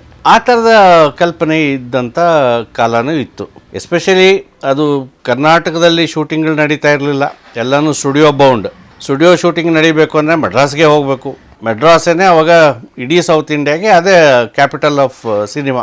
ಸೊ ಕನ್ನಡ ಸಿನಿಮಾಗಳು ಅಲ್ಲೇ ಆಗ್ತಾಯಿತ್ತು, ಯಾರು ಹೊರಗೂ ಕಾಣಿಸ್ತಾ ಇರಲಿಲ್ಲ. ಅಲ್ಲಿ ಶೂಟಿಂಗ್ ಆಗೋದ್ರಿಂದಾಗಿ ಅಲ್ಲೇ ಅವರು ವಾಸ ಮಾಡ್ತಿದ್ರು. ಸೊ ಇಲ್ಲಿ ಯಾರ ಕಣ್ಣಿಗೂ ಬೀಳ್ತಾ ಇರಲಿಲ್ಲ, ಬರೀ ತೆರೆ ಮೇಲೆ ಅಷ್ಟೇ ನೋಡೋದ್ರಿಂದಾಗಿ ಆ ಗ್ಲಾಮರ್, ಒಂದು ನಿಗೂಢ ಮಿಸ್ಟೀರಿಯಸ್ ಆದ ಗ್ಲಾಮರು ಇದ್ದೇ ಇತ್ತು. ಅದಕ್ಕೆ ಮಿತ್ ಮೈಥಾಲಜಿನೇ ಆಗೋಗಿತ್ತದು. ಅದು ಕ್ರಮೇಣ ಯಾವಾಗ ಸಿನಿಮಾ ಸ್ಟುಡಿಯೋ ಸಿಸ್ಟಮ್ ಹೋಯ್ತೋ ಆವಾಗ ಏನಾಯಿತು, ಈಗ ಮೆಡ್ರಾಸ್ನಿಂದ ಎಲ್ಲ ಕನ್ನಡದಲ್ಲೇ ಬರಬೇಕು ಅಂತಲೇ ಒಂದು ಮೂವ್ಮೆಂಟ್ ಶುರುವಾಯಿತು. ಇಲ್ಲಿ ಸ್ಟುಡಿಯೋಗಳಾದವು. ಮೈಸೂರಿನಲ್ಲಿ ಫಸ್ಟು ಪ್ರೀಮಿಯರ್ ಸ್ಟುಡಿಯೋ, ಆಮೇಲೆ ಸೌಂಡ್ ಸ್ಟುಡಿಯೋಗಳು, ಎಲ್ಲವೂ ಫೆಸಿಲಿಟೀಸ್ ಇಲ್ಲಿ ಬರೋಕ್ಕೆ ಶುರುವಾದಾಗ ಸ್ವಲ್ಪ ಎಲ್ಲ ಕಣ್ಣಿಗೆ ಬಿಡೋಕ್ಕೆ ಶುರುವಾದರು. ಆಮೇಲೆ ಟಿ ವಿ ಬಂದು ಸೀರಿಯಲ್ಗಳು ಒಂದು ಶುರುವಾದಮೇಲೆ ಅವ್ರು ನಮ್ಮ ಮನೆ ಪಕ್ಕನೇ ಬಂದರು. ಸೊ ಹಂಗಾಗಿ ಆ ಮಿಸ್ಟ್ರಿ ಹೊರಟೋಯ್ತು. ಬಟ್ ಅದ್ರ ಬಗ್ಗೆ ಒಂದು ಆಕರ್ಷಣೆ ಅನ್ನೋದು ಯಾವಾಗಲೂ ಇದ್ದೇ ಇರುತ್ತೆ. ಯಾಕಂದರೆ ನೀವು ಅದು ಆರ್ಟ್ನ ಇನ್ಬಿಲ್ಟ್ ಗುಣ ಏನು ಅಂತಂದರೆ, ಈಗ ಒಂದು ಬೀದಿ ನಾಟಕನೇ ಅಂದ್ಕೊಳ್ಳಿ, ನಮಗೆ ಗೊತ್ತಿರೋರೇ ಅವರು ನಮ್ಮ ಕಣ್ಣೆದುರುಗಡೆ 10 ಅಡಿ ದೂರದಲ್ಲಿ ಅವರು ಆ್ಯಕ್ಟ್ ಮಾಡ್ತಿರ್ತಾರೆ, ಇನ್ನೇನೋ ಮಾಡ್ತಿರ್ತಾರೆ, ಪರ್ಫಾರ್ಮ್ ಮಾಡ್ತಿರ್ತಾರೆ. But they can move us to tears. ಅವ್ರು ನೋಡಿ ನಮಗೆ ಕಣ್ಣೀರು ಬರ್ಬೋದು ಅಥವಾ ನಗು. ಕಂಬಾರ್ ಹೇಳ್ತಾರೆ ಅದನ್ನ ಭಾಳ ಚೆನ್ನಾಗಿ. ನಮ್ಮ ಭಾರತದ ಮುಖ್ಯವಾದ ಪ್ರಧಾನ ಧಾರೆ ಏನು ಅಂತಂದರೆ ಕಥನ ಪರಂಪರೆ ನಮ್ಮದು. ಸೊ ನಾವು ನೋಡಿದ ಒಬ್ಬ ಹುಡುಗ ದುಷ್ಯಂತ ಆಗಿರ್ತಾನೆ, ಒಂದು ಹುಡುಗಿ ಶಕುಂತಲ ಆಗಿರ್ತಾಳೆ, ಅವ್ನು ನೋಡಿ ನಾವು ಕಣ್ಣೀರು ಹಾಕ್ತೀವಲ್ಲ, ಅದೇನು ಜಾದು ಅದು ಅಂತ. ಕಲೆನೇ ಆ ಜಾದು. ಸೊ ಆ ಜಾದು ಇರೋವರೆಗೂ ಅದರ ಆಕರ್ಷಣೆ, ಅದರ ಒಂದು ಲೆವೆಲ್ ಆಫ್ ಮಿಸ್ಟ್ರಿ ಇದ್ದೇ ಇರುತ್ತೆ. ಅದಕ್ಕೆ ಅದೇನಾಯಿತು ಅಂದರೆ ಫಾರ್ಮ್ಯಾಟ್ಗಳು ಚೇಂಜ್ ಆಗ್ತಾ ಬಂತು. ನಾನು ಹೇಳ್ದಂಗೆ ಸೀರಿಯಲ್ ಬಂದ ತಕ್ಷಣ ಎಲ್ಲ ಕಣ್ಣೆದುರುಗಡೆ ನಡೆಯೋಕ್ಕೆ ಶುರುವಾಯಿತು. ಈಗ ಸೀರಿಯಲ್ ಹೋಯಿತು, OTTಗಳು, ಮನೇಲಿ ನಾನು ನನ್ನ ಕಂಪ್ಯೂಟರ್ ಸ್ಕ್ರೀನ್, ಅದು ಹೋಗಿ ನಾನು ನನ್ನ ಮೊಬೈಲ್. ಇಷ್ಟಕ್ಕೆ ಈಗ ಬೇಕು ಅಂದಾಗ ನಿಲ್ಲಿಸ್ಬೋದು, ಬೇಡ ಅಂದಾಗ ಸ್ಟಾರ್ಟ್ ಮಾಡ್ಕೋಬೋದು, ಮುಂದಕ್ಕೆ ಬರ್ಬೋದು, ಸ್ಕಿಪ್ ಮಾಡ್ಬೋದು. ಸಿನಿಮಾ ಆದ್ರೆ ಹಂಗಲ್ವಲ್ಲ. ನೀವು ಒಂದು ಡಾರ್ಕ್ ಹಾಲ್ಗೆ ಹೋಗಬೇಕು, 1000 ಜನ ಇದ್ರೂ 500 ಜನ ಇದ್ರೂ ನೀವು ಒಬ್ಬರೇ ಇದ್ದೀರಿ ಅನ್ನೋ ಫೀಲಿಂಗಲ್ಲಿ ಇರ್ತೀರಿ. ನೀವು ಅಷ್ಟು ದೊಡ್ಡ ಸ್ಕ್ರೀನ್ ನಿಮ್ಮನ್ನು ಆಕ್ರಮಿಸ್ಕೊಂಬಿಟ್ಟಿರುತ್ತೆ. ಸೊ ಅದ್ರ ಜೊತೆ ಸಂಬಂಧನೇ ಬೇರೆ ಆಗುತ್ತೆ, ಈಗಿರೋ ಸಂಬಂಧನೇ ಬೇರೆ ಆಗುತ್ತೆ. ಇಲ್ಲಿವರೆಗೂ ಟೆಕ್ನಾಲಜಿ ಚೇಂಜ್ ಆದಂಗೆ ಆ ಟೆಕ್ನಾಲಜಿ ಮೂಲಕ ಹೇಳೋ ಎಕ್ಸ್ಪೀರಿಯೆನ್ಸು ಚೇಂಜ್ ಆಗೇ ಆಗುತ್ತೆ. ಈಗ ನೋಡಿ, ಅದು ಈಗ ದೊಡ್ಡ ಸ್ಕ್ರೀನಲ್ಲಿ ನಿಮಗೆ ಒಬ್ಬ ಹೋಗಿ 20 ಜನ ನೋಡಿಬೋದು. You will accept it. ಅಂದರೆ ನಿಮಗೆ ಅದು ಅಕ್ಸೆಪ್ಟಬಲ್ ಆದ ಎಕ್ಸ್ಪೀರಿಯೆನ್ಸ್ ಅದು. ಈಗ ತೆಲುಗು ಸಿನಿಮಾದಂತ ಒಂದು ಕೈ ಹಿಂಗಂದರೆ 10 ಟಾಟಾ ಸುಮೋಗಳಿಗಿರ್ಬಿಡ್ತವೆ. You accept it. ನೀವು ಅದನ್ನೇ TV ಸೀರಿಯಲ್ ತಂದರೆ ಅಕ್ಸೆಪ್ಟ್ ಮಾಡಲ್ಲ. ಕಾಮಿಡಿ ಸೀರಿಯಲ್ ಆಗ್ಬಿಡುತ್ತೆ. ಹಾಂ, ಯಾಕಂದರೆ TV is an intimate medium. ಅಂದರೆ ಆ ಸ್ಕ್ರೀನ್ನ ಆಕಾರನೇ ಅದರ ಎಕ್ಸ್ಪೀರಿಯನ್ಸ್ನ ವ್ಯಾಲ್ಯೂನು ಡಿಸೈಡ್ ಮಾಡುತ್ತೆ. ನಿಮ್ಮ ಮೊಬೈಲ್ ಬಂದಾಗ ಅದು ಇನ್ನೊಂದು ಥರ ಆಗುತ್ತೆ. ಮೊಬೈಲ್ನಲ್ಲಿ ನೀವು ನೋಡುವಾಗ ನೀವು ಹಾಲಿವುಡ್ ಸಿನಿಮಾನೇ ನೋಡ್ತಿರ್ಬೋದು, ಹಾಲಿವುಡ್ ಸಿನಿಮಾನ ಅಕ್ಸೆಪ್ಟ್ ಮಾಡ್ತೀರಿ ನೀವು. ಬಟ್ ನಿಮ್ಮದೇ ಕತೆ ಹೇಳ್ತೀವಿ ಅಂತ ಹೊರಟಾಗ ಏನಾದ್ರು ಎಕ್ಸಾಜರೇಷನ್ ತುಂಬ ಮಾಡಿದರೆ ನಿಮಗೆ ಅಕ್ಸೆಪ್ಟ್ ಆಗಲ್ಲ ಅದು. ಸೊ ಹಾಗಾಗಿ ಆ ಮೀಡಿಯಮ್, ಅದರ ಫಾರ್ಮ್ಯಾಟ್ ಕೂಡ ಅದರ ಎಕ್ಸ್ಪೀರಿಯನ್ಸ್ನ ಚೇಂಜ್ ಮಾಡ್ತಾ ಹೋಗುತ್ತೆ. ಈ ನಮ್ಮಲ್ಲಿ ಏನಾಗುತ್ತೆ, ಒಂದು ಯಾವುದೋ ಒಂದು ದಿನ ಬೆಳೀತಾ ಹೋಗ್ಬೇಕು ಅನ್ನೋ ನಿಯಮ ಗೊತ್ತೀವಿ ನಾವು. ಮನುಷ್ಯ ಆದ್ರೂ ಅಷ್ಟೇ, ಒಂದು ಸಮಾಜ ಆದ್ರೂ ಅಷ್ಟೇ, ಒಂದು ಕಲೆ ಆದ್ರೂ ಅಷ್ಟೇ. ಸಿನಿಮಾ ಒಂಚೂರು ಹಿಂದೆ ಹೋಗ್ತದೆ ನಿಮ್ಗೆ ಅನ್ಸಲ್ವೇ? ಇಲ್ಲ, ಹಿಂದೆನೂ ಹೋಗ್ತಾಯಿದೆ, ಮುಂದೆನೂ ಹೋಗ್ತಾ ಇದೆ. ಅದು ಒಂದು ಹಂಗೆ ನೋಡಿದ್ರೆ ಈಗ ಚಾರ್ಲಿ ಚಾಪ್ಲಿನ್ ಅಂತವ್ನು ಇನ್ನೊಬ್ಬ ಬರಲೇ ಇಲ್ಲ ಅಲ್ವಾ? ಅದು ಎಷ್ಟು ಮಟ್ಟಿಗೆ ನಿಜಾನೋ. ಬಟ್ ಎವ್ರಿ ಡೇ ಇಂಟಿಮೇಟ್ ಎಕ್ಸ್ಪೀರಿಯನ್ಸ್ಗಳು ಇವಾಗ ನೋಡಿ, ಎಸ್ಪೆಷಲಿ ಮಲಯಾಳಂ ಫಿಲ್ಮು. ನಿಮಗೆ ಮಲಯಾಳಂ ಸಿನಿಮಾ ನೋಡೋದು, ಯಾವುದೇ ಸಿನಿಮಾ ನೋಡೋದನ್ನು ನಮ್ಮ ಅನುಭವದಿಂದ ಭಾಳ ದೂರ ಇದೆ ಅಂತ ಅನ್ಸೋದೇ ಇಲ್ಲ. ನಮ್ಮ ದಿನನಿತ್ಯದ ಅನುಭವಗಳನ್ನು ಎಷ್ಟು ಚೆನ್ನಾಗಿ ಹೇಳಿದಾರಲ್ಲಪ್ಪ ಅಂತ ಅನ್ಸುತ್ತೆ. ಅಷ್ಟರ ಮಟ್ಟಿಗೆ ಅಲ್ಲಿ ಏನು ಭಾಳ ದೊಡ್ಡ ಪ್ರಿಮೈಸ್ಗಳಂಥದ್ದೇನಿರಲ್ಲ. ಸಣ್ಣದಾಗಿ ಏನೋ ಒಬ್ಬನಿಗೊಂದು ಅವಮಾನ ಆಗಿರುತ್ತೆ, ಅವನು ಅದನ್ನು ವಾಪಸ್ಸು ತೀರಿಸ್ಕೋಬೇಕು. ಯಾವುದೇ ಮನುಷ್ಯನಿಗಾಗುವಂಥ ಅನುಭವ ಅದು. ನನಗೆ ಯಾವನೋ ಒಂದಿನ ಒಬ್ಬ ಕೆನ್ನೆಗೆ ಹೊಡೆದ್ಬಿಟ್ರೆ ಇವ್ನಿಗೆ ವಾಪಸ್ ನಾನು ಯಾವತ್ತು ಹೊಡಿತೀನಿ ಅಂತ ನಾನು ಪ್ರಿಪೇರ್ ಆಗೋಕೆ ಒಂದು 6 ತಿಂಗಳು ಕಾಯಲ್ವಾ? ಅದೊಂದು ಸಿನಿಮಾ ಆಗ್ಬಿಡುತ್ತದು. ಅದು ಒಂದು ಸಿನಿಮಾ ಆಗ್ಬಿಡುತ್ತೆ ಅವ್ರಿಗೆ. ಈಗ ಮಹೇಶ್ ಇಂಟೆ ಪ್ರತೀಕಾರಂ, ಆ ಸಿನಿಮಾನ ಹೇಳ್ತಾ ಇದ್ದಿದ್ದು, ಫಹದ್ ಫಾಸಿಲ್ ಮಾಡಿರೋ ಸಿನಿಮಾ. ಅವ್ನಿಗೊಬ್ಬ ಅವಮಾನ ಮಾಡಿಬಿಡ್ತಾನೆ, ಅಂದರೆ 1-2 ಡೇಟ್ ಹೊಡೆದ್ಬಿಡ್ತಾನೆ ಪಬ್ಲಿಕ್ ಇದರಲ್ಲಿ. ಅವ್ನು ನಾನು ಹೆಂಗಾರು ಮಾಡಿ ಇವ್ನಿಗೆ ವಾಪಸ್ ತೀರಿಸ್ಬೇಕಲ್ಲ ಅಂತ. ಕೊನೆಗೆ ಅವನು ಫೈಟ್ ಮಾಡಿ ಅವನು ಹೊಡಿತಾನೆ. ಫೈಟ್ ಅಂದರೆ ಏನು ಸಿನಿಮ್ಯಾಟಿಕ್ ದೊಡ್ಡ ಫೈಟ್ ಅಲ್ಲ, ಅವನು ಅದಕ್ಕೆಲ್ಲ ಸಾಕಷ್ಟು ಪ್ರಿಪೇರ್ ಆಗಿ ಹೊಡೆದು ಅವತ್ತು ನನಗೆ ಒಂದು ಸಮಾಧಾನ ಅಂತ ಅವನು. ಅಂದರೆ ಸಣ್ಣ ಸಣ್ಣ ಅನುಭವಗಳಲ್ಲಿರುವ ದೊಡ್ಡ ವಿಷಯಗಳು, ಅವನ್ನ ಅವ್ರು ಹೇಗೆ ಕ್ಯಾಪಿಟಲ್ ಮಾಡಿಕೊಂಡು ಮಲಯಾಳಂ ಸಿನಿಮಾ ಇವತ್ತು ಬೆಳೆದಿದೆಯಲ್ಲ, ಅದೇನು ಮುಂದೋಗಿದೆ ಅಂತೀರಾ, ಹಿಂದಕ್ಕೆ ಬಂದಿದೆ ಅಂತೀರಾ? ಡೆಫಿನೆಟ್ಲಿ ಈಗ ಹಿಂದಿನಲ್ಲಿ ಬೇಕಾದಷ್ಟು ಎಕ್ಸ್ಪೆರಿಮೆಂಟ್ಗಳಾಗ್ತಾ ಇದೆ, ಹೊಸ ಸಿನಿಮಾಗಳು, ಹೊಸ ಥರದ ಸಿನಿಮಾಗಳು, ಅನುರಾಗ್ ಕಶ್ಯಪ್ ಅವ್ನ ಜನ್ರೇಷನ್ನು, ಈ ಥರದ ಸುಮಾರು ಎಕ್ಸ್ಪೆರಿಮೆಂಟ್ಗಳಾಗ್ತಾ ಇರೋದ್ರಿಂದಾಗಿ ಸಿನಿಮಾ ಮುಂದಕ್ಕೂ ಹೋಗಿದೆ ಅಷ್ಟೇ. ಬಟ್ ತೆಲುಗು ನೋಡಿದಾಗ ಒಂದಷ್ಟು ಸಿನಿಮಾಗಳನ್ನು ನೋಡಿದಾಗ ಹಿಂದಕ್ಕೆ ಬಂದಿದೆ ಅಂತ ಅನ್ಸುತ್ತೆ. ಕನ್ನಡ ಮುಂದೆ ಹೋಗಿದೆ ಅಂತ ಕನ್ಸಿಡರ್ ಮಾಡ್ತಾರೆ? ಇಲ್ಲ, ಕನ್ನಡದಲ್ಲಿ ನನಗೆ ಆ ಆಸೆ ಕಾಣಿಸ್ತಾ ಇಲ್ಲ. But there are meaningful experiments ಇಲ್ಲೂ ನಡೀತಾ ಇದೆ. Very few. ಈ 70-80 ದಶಕದ ಏನು ಸಮೃದ್ಧಿ ಇತ್ತಲ್ಲ, ಅದನ್ನು ನೀವು ಇನ್ನು ಯಾವಾಗ ಎಕ್ಸ್ಪೆಕ್ಟ್ ಮಾಡೋದು ಗೊತ್ತಿಲ್ಲ ಅನ್ನೋ ಪರಿಸ್ಥಿತಿ ಇದೆ. ಈಗ 70-80 ದಶಕದಲ್ಲಿ ನೋಡಿ, ನೀವು ಪರ್ಯಾಯ ಸಿನಿಮಾ ಅಂತ ಏನು ಕರಿತೀರಿ, ಅದರ ಮೂಮೆಂಟ್ ಅಂತ ಶುರುವಾಗಿದ್ದು ಕನ್ನಡದಿಂದ. ಕನ್ನಡ ನೋಡ್ಕೊಂಡು ಉಳಿದಿದ್ದು ಎಲ್ಲ ಭಾಷೆಯವರು, ಇನ್ಕ್ಲೂಡಿಂಗ್ ಹಿಂದಿ, ಮಡಕ್ಷಾಂಬೆನ್ಗಲ್, ಗೋವಿಂದನಿ ಎಲ್ಲ ಕನ್ನಡದ ವಾತಾವರಣ ನೋಡಿ ಇನ್ಸ್ಪೈರ್ ಆದವರು ಅವರು. ಯಾಕೆಂದರೆ ಇಲ್ಲಿ ನೀವು ಪರ್ಯಾಯ ಸಿನಿಮಾ ಅಂತ ಮಾಡಿದ್ದು ಕಮರ್ಷಿಯಲಿ ಕೂಡ ಸಕ್ಸಸ್ಫುಲ್ ಆಗ್ತಿದ್ದು ಅವು. ಹಾಗಾಗಿ ಹೌದು, ಆಡಿಯನ್ಸ್ಗಳು ಅವನ್ನ ದಿನನಿತ್ಯ ನಾವು ನೋಡೋ ಸಿನಿಮಾನೇ ಅನ್ನೋ ಥರನೇ ಅವ್ನ ಅಕ್ಸೆಪ್ಟ್ ಮಾಡ್ತಾ ಇದ್ರು. ಒಂದು ಕಡೆ mainstream directors Puttanna, Siddalingaiah ಅಂತವರು ಬಹಳ ದೊಡ್ಡ ಮಟ್ಟದ ಸಿನಿಮಾಗಳನ್ನು ಮಾಡ್ತಾರೆ. ಭೂತಯ್ಯನ ಮಗ ಅಯ್ಯು ಯಾವುದೇ ಭಾಷೆಗೆ ಯಾವುದೇ ಕಾಲದಲ್ಲಿ ಹೆಮ್ಮೆ ತರುವಂಥ ಒಂದು ಸಿನಿಮಾ ಅದು. ನನ್ನ ಪ್ರಕಾರ, ನನ್ನ ಸೀಮಿತ ಅಂಡರ್ಸ್ಟ್ಯಾಂಡಿಂಗ್ನಲ್ಲಿ ಕನ್ನಡದ ಅತಿ ಶ್ರೇಷ್ಠ ಸಿನಿಮಾ ಯಾವುದಂದ್ರೆ ನಾನು ಭೂತಯ್ಯನ ಮಗ ಅಯ್ಯು ಅಂತ ಹೇಳ್ತೀನಿ. ಅಂಥ ಸಿನಿಮಾ ಮಾಡಿದ್ರು ಅವರು. ಆ ಪುಟ್ಟಣ್ಣವರು ಗೆಜ್ಜೆ ಪೂಜೆ ಮಾಡಿದ್ದಾರೆ. ಆ ಥರದ ಮೇನ್ ಸ್ಟ್ರೀಮ್ನಲ್ಲೇ ಬಹಳ ಮೀನಿಂಗ್ಫುಲ್ ಆದ ಸಿನಿಮಾ, ಬಹಳ ಮೀನಿಂಗ್ಫುಲ್ ಎಂಟರ್ಟೈನ್ಮೆಂಟ್ ಅನ್ನೋಂಥ ಸಿನಿಮಾ, ರಾಜ್ಕುಮಾರ್ ಸಿನಿಮಾ, ಬಹುತೇಕ ಸಿನಿಮಾಗಳು ಅವೆಲ್ಲ ಇದ್ದ ಕಾಲದಲ್ಲೇ ಪರ್ಯಾಯವಾಗಿ ನಿಮಗೆ ಸಂಸ್ಕಾರದಿಂದ ಶುರುವಾಗಿ ಸುಮಾರು ಸಿನಿಮಾಗಳು, ಘಟಶ್ರಾದ್ದ, ಕಾಡು, ವಂಶವೃಕ್ಷ, ಚೋಮನ ದುಡಿ, ತಬರನ ಕತೆ, ಇವೆಲ್ಲನೂ ಕೂಡ ಕಮರ್ಷಿಯಲಿ ಕೂಡ ಸಕ್ಸಸ್ಫುಲ್ ಆದವು. ಮೈನ್ ಸ್ಟ್ರೀಮ್ ಸಿನಿಮಾ ನಿಮ್ಗೆ ಹೆಂಗೆ 100 ಡೇಸ್ ಅಂತಾರೋ ಅದೇ ಥರ ಇವು 100 ಡೇಸ್ ಬೇಕಾದಷ್ಟು ಆಗಿದ್ದಾವೆ, ಸಿಲ್ವರ್ ಜುಬ್ಲಿಗಳಾಗಿದ್ದಾವೆ. Vamshavriksha silver jubilee cinema. So ಹಂಗಿದ್ದಾಗ ಅದು ಆ ಒಂದು ವೈಬ್ರೆನ್ಸ್ ಇತ್ತಲ್ಲ, ಏನು ನಡೀತಾ ಇದೆ ಇಲ್ಲಿ, ಏನು ಮ್ಯಾಜಿಕ್ ಇದೆ ಇಲ್ಲಿ ಅಂತ ಎಲ್ಲ ಕಡೆಯಿಂದ ಬಂದು ಬೆಂಗಳೂರಿಗೆ ಬಂದು ಸಿನಿಮಾ. ಕಮಲ್ ಹಾಸನ್ ಎಲ್ಲ ಹಿಡಿದು, ಕಮಲ್ ಹಾಸನ್ನೇ ಹೇಳ್ತಿದ್ರು, ಕೋಕಿಲಮ್ಮನ ಜೊತೆ ಸ್ಕೂಟ್ರಲ್ಲಿ ಹಿಂದೆ ಕೂತ್ಕೊಂಡು ಬೆಂಗಳೂರು ಸುತ್ತೋರಂಥವ್ರು ಯಾವ ಸಿನಿಮಾ ನೋಡೋಣ ಅಂತ. ಆ ಥರದ ಒಂದು ಇನ್ಸ್ಪೈರಿಂಗ್ ವಾತಾವರಣ ಕನ್ನಡದಲ್ಲಿತ್ತಲ್ಲ, ಅದು ಈಗ ಹೋಗಿದೆ. ಆದರೆ ತೀರಾ ಏನಾದ್ರು ಆಮೇಲೆ ಮತ್ತೆ ಬರದೇ ಇಲ್ಲ ಅನ್ನೋಂಥ ಏನು ಹಂಗೆ ಅನ್ಕೋಬೇಕಾಗಿಲ್ಲ. ಕೆಲವರು ಬಹಳ ದೊಡ್ಡದಲ್ಲದೆ ಇದ್ರೂ ತಮ್ಮ ಮಟ್ಟದಲ್ಲಿ ಇಂಟ್ರೆಸ್ಟಿಂಗ್ ಆದ ಎಕ್ಸ್ಪೆರಿಮೆಂಟ್ಗಳನ್ನು ಮಾಡ್ತಾಯಿದ್ದಾರೆ. ಲೆಟ್ ಅಸ್ ಹೋಪ್ ಅದು ಒಂದು ಮೂಮೆಂಟಾಗಿ ಬೆಳೆದರೆ. ಅದೇ ಈ ಪರ್ಯಾಯ ಸಿನಿಮಾ ಅಂತ ಹೆಸರಿಟ್ಕೊಂಡೇ ಇನ್ನೂ ಕೆಲವರು ಸಿನಿಮಾ ಮಾಡ್ತಿರ್ತಾರೆ. ಅದ್ರ ಬಗ್ಗೆ ನನ್ನದೇ ತಕರಾರುಗಳು ಇದ್ದಾವೆ. ಅವರು ನಾವು ಜನರಿಗೋಸ್ಕರ ಸಿನಿಮಾ ಮಾಡ್ತಿಲ್ಲ ಅಂತ ಹೇಳಿದ್ರೆ ಇನ್ಯಾರಿಗೋಸ್ಕರ ಮಾಡ್ತಾರೆ? ಹಾಗಾದ್ರೆ ಅಲ್ಲ, ಯಾಕೆ ಮಾಡ್ತಾರೋ ಅದು ಅವ್ರ ಸ್ವಾತಂತ್ರ್ಯ, ಅದು ಬಿಡಿ, ಅವ್ರ ದುಡ್ಡು, ಅವ್ರ ಸ್ವಾತಂತ್ರ್ಯ. ಆದರೆ ಮತ್ತು ಯಾಕೆ ಅಂದರೆ ಅವ್ರು ಜನರಿಗೋಸ್ಕರ ಮಾಡದೇ ಇದ್ಮೇಲೆ ಇನ್ಯಾರಿಗೋಸ್ಕರ ಮಾಡಬೇಕು? ನೋಡಬೇಕಾದವ್ರು ಯಾರು? ಹಾಗಾದರೆ ಈಗ ನಾನು ಅಡುಗೆ ತಯಾರು ಮಾಡಿದೆ, ನಿಮ್ಗೆ ಊಟಕ್ಕೆ ಬಡಿಸ್ಬೇಕು. ನಾನು ಬಡ್ಸೋಕ್ಕಲ್ಲ ತಯಾರು ಮಾಡಿರೋದು ಅಡುಗೆನ, ಮತ್ತೇನು ಮಾಡಿ ಚೆಲ್ಲಕ್ಕ? It's as simple as that. ನೀವು ಸಿನಿಮಾ ಮಾಡಿದ್ರನ್ನು ಅದನ್ನು ಜನ ನೋಡಬೇಕು, ಇಷ್ಟಪಡ್ತಾರೋ ಪಡೆದೇ ಇರ್ತಾರೋ ಅದು ಅವ್ರ ಸ್ವಾತಂತ್ರ್ಯ. ಆ ಸ್ವಾತಂತ್ರ್ಯನ ನೀವು ಜನಕ್ಕೆ ಕೊಡ್ದಲೆ ಇದು ನನ್ನ ಇಷ್ಟ. ಈಗ GVR ಅಂತವ್ರು, ಅವ್ರ ಹೆಸರು ಹೇಳೋದ್ರಲ್ಲಿ ಏನು ತಪ್ಪಿಲ್ಲ. ಹಳೆ ಕಾಲ ನಾನು ಜನ ನೋಡಲಿ ಅಂತಲ್ಲ ಸಿನಿಮಾ ಮಾಡೋದು ಅಂತಲೇ ಬಾಯಿ ಬಿಟ್ಟು ಹೇಳಿದ್ರು ಅವರು, as a matter of principle. ಆಯ್ತಪ್ಪ, ಹಂಗಾರೆ ಇನ್ನೇತಕ್ಕೆ ಮಾಡಿದಿರಿ ಅಂತ ಕೇಳಬೇಕಲ್ವಾ? ಇದೇನಾಯಿತು, ನಾವು ಜನರಿಗೂ ನಮಗೂ ಸಿನಿಮಾಗೂ ಸಂಬಂಧ ಇಲ್ಲ ಅನ್ನೋದು ಭಾಳ ಅನ್ಹೆಲ್ತಿ ಆ್ಯಟಿಟ್ಯೂಡ್ ನನ್ನ ಪ್ರಕಾರ. ಅವರ ಏನು ಅನ್ಕೋಬಹುದು, ಬಹುಶಃ ನನ್ನ ಸಿನಿಮಾ ನೋಡಿ ಅಪ್ರಿಷಿಯೇಟ್ ಮಾಡೋ ಒಂದು ವರ್ಗ ಇದೆ, ನಾನು ಅವ್ರಿಗೆ ಮಾತ್ರ ಮಾಡ್ತಾ ಇದ್ದೀನಿ ಅಂತ ಅದನ್ನು ಬಾಯ್ಬಿಟ್ಟು ಹೇಳಲಿಲ್ಲ. ಬಟ್ ಅದು ಅವ್ರ ಆರ್ಗ್ಯುಮೆಂಟ್ ಅಂತ ಅಂದ್ಕೊಂಡ್ರೆ, ಇವ್ರು ಎಲ್ಲರೂ ಗುರು ಅಂತ ಕನ್ಸಿಡರ್ ಮಾಡೋ ಸತ್ಯಜಿತ್ ರೇ ಅವ್ರ ಬಗ್ಗೆ ನಾವು ಹೇಳಬೇಕಾಗತ್ತೆ. ಸತ್ಯಜಿತ್ ರೇ ಸಿನಿಮಾ ಮಾಡಿದಾಗ, ಪತೇರ್ ಪಾಂಚಾಲಿ ಸಿನಿಮಾ ಮಾಡಿದಾಗ, ಅವ್ರು ಫಸ್ಟ್ ಫಿಲ್ಮ್ ಮಾಡಿದಾಗ, ಅದಕ್ಕೆ 2 ವರ್ಷ ಮುಂಚೆ ಬಿಮಲ್ ರಾಯ್ ಒಂದು ಸಿನಿಮಾ ಮಾಡಿದ್ದಾರೆ, ದೋ ಬಿಗಾ ಜಮೀನ್ ಅಂತ. ಅದರಲ್ಲಿ ಏನು ಹಾಡುಗಳಿದೆ, ಒಂದು 2-3 ಹಾಡುಗಳಿದೆ, ಸಲೀಲ್ ಚೌಧರಿ ಮ್ಯೂಸಿಕ್ದು. ನೀವು ಆ ಹಾಡುಗಳನ್ನ ತೆಗೆದಿಟ್ಬಿಟ್ರೆ ಪತೇರ್ ಪಾಂಚಾಲಿಗೂ ಅದಕ್ಕೂ ಇನ್ ಕ್ವಾಲಿಟಿ ಏನು ವ್ಯತ್ಯಾಸ ಇಲ್ಲ. ನಾನು ಹೇಳ್ತಿರೋದು, ಪತೇರ್ ಪಾಂಚಾಲಿ ವ್ಯಾಕ್ಯೂಮಿಂದ ಸಡನ್ನಾಗಿ ಮೇಲಿಂದ ಉದುರು ಬಿದ್ದಿಲ್ಲ. ಅದು ಆಗಿನ ಸಿನಿಮಾ ಮೇಕಿಂಗ್ ಟ್ರೆಡಿಷನ್ನಲ್ಲೇ ಬಂದು ಸ್ವಲ್ಪ ಮೇಲ್ಮಟ್ಟಕ್ಕೆ ಹೋಗಿದೆ. ಯಾಕಂದರೆ ಇವರಿಗೆ ಸತ್ಯಜಿತ್ ರೇಗೆ ಆಗ ಯುರೋಪ್ನಲ್ಲಿ ಶುರುವಾದಂಥ ನಿಯೋ ರಿಯಲಿಸಮ್ ಅಂತ ನವವಾಸ್ತವವಾದ ಒಂದು ಟ್ರೆಂಡ್, ಅದರ ವಿಕ್ಟೋರಿಯಾ ಡಿಸಿಕಾದು, ಬೈಸಿಕಲ್ ಥೀವ್ಸ್, ಈ ಥರದ ಕೆಲವು ಸಿನಿಮಾಗಳು ಅವ್ರಿಗೆ ಇನ್ಫ್ಲೂಯೆನ್ಸ್ ಆಯಿತು. ನನ್ನ ಸಿನಿಮಾ ಹಿಂಗಿರಬೇಕು ಅಂತ ಅವ್ರು ಡಿಸೈಡ್ ಮಾಡಿಕೊಂಡ್ರು. ಅಂದ್ಕೊಂಡು ಅದನ್ನು ಅನುಕರಣೆ ಮಾಡಲಿಲ್ಲ ಅವರು. ಪಕ್ಕಾ ಬಂಗಾಳಿ ಸಂಸ್ಕೃತಿಯ ಒಂದು ಕಥೆಯನ್ನು ವಿಭೂತಿ ಭೂಷಣ್ ಬ್ಯಾನರ್ಜಿದು ಪತೇರ್ ಪಾಂಚಾಲಿ ಕಾದಂಬರಿನ ತೊಗೊಂಡು ಸ್ಕ್ರಿಪ್ಟ್ ಮಾಡಿಕೊಂಡು ಮಾಡಿದ್ರು. ಅದನ್ನ ಎಷ್ಟು ಲೈವ್ಲಿ, ಇವತ್ತು ನೀವು ನೋಡೋದನ್ನು ಕೂಡ ಎಷ್ಟು ಲೈವ್ಲಿ ಆಗಿದೆ ಆ ಸಿನಿಮಾ ಅಂತಂದರೆ, ಬಹಳ ಅಷ್ಟು ಸಟ್ಲಾದ ಹ್ಯೂಮರು, ಅವರ ಸೆನ್ಸ್ ಆಫ್ ಲೈಫ್, ಆ ಮನುಷ್ಯನ ಬದುಕಿನ ಘನತೆ, ಅವನ ದುಃಖ, ಇದೆಲ್ಲನೂ ಕೂಡ ಅದನ್ನು ಒಂದು ವರ್ಲ್ಡ್ ಕ್ಲಾಸ್ ಸಿನಿಮಾ ಆಗಿ ಕನ್ಸಿಡರ್ ಮಾಡ್ತಾರೆ. ಅದಕ್ಕೆ ಆ ಅರ್ಹತೆಯೂ ಇದೆ. And that was commercially successful. ಮೊದಲು 2 ವಾರ ಓಡಲಿಲ್ಲ, ಆಮೇಲೆ ಅದು ಪಿಕಪ್ ಆಗ್ತಾ ಹೋಯಿತು. ಜೊತೆಯಲ್ಲಿ ಅವ್ರು ಮಾಡಿದ ಎಲ್ಲ ಸಿನಿಮಾನೂ ಕೂಡ ನಾನು ಆಡಿಯನ್ಸ್ಗೋಸ್ಕರ ಮಾಡ್ತಿದ್ದೀನಿ ಅಂತಲೇ ಅಂದ್ಕೊಂಡೇ ಮಾಡಿದ್ದು.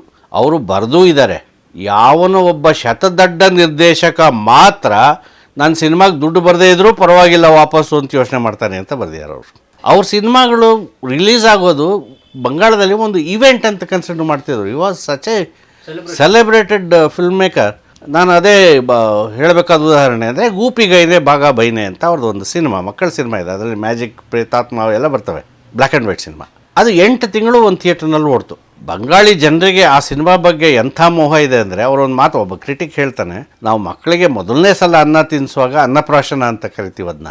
ನಮ್ಮ ಮಕ್ಕಳಿಗೆ ಮೊದಲನೇ ಸಲ ಸಿನಿಮಾ ತೋರ್ಸೋಕ್ಕೆ ಸಿನಿಮಾ ಪ್ರಾಶನ ಅಂತ ಕರಿತೀವಿ, ಅದನ್ನು ನಾವು ಗೂಪಿಗೈನೆ ಸಿನಿಮಾದ ಮೂಲಕ ಮಾಡ್ತೀವಿ ಅಂತ ಹೇಳ್ತಾನೆ ನಾವು.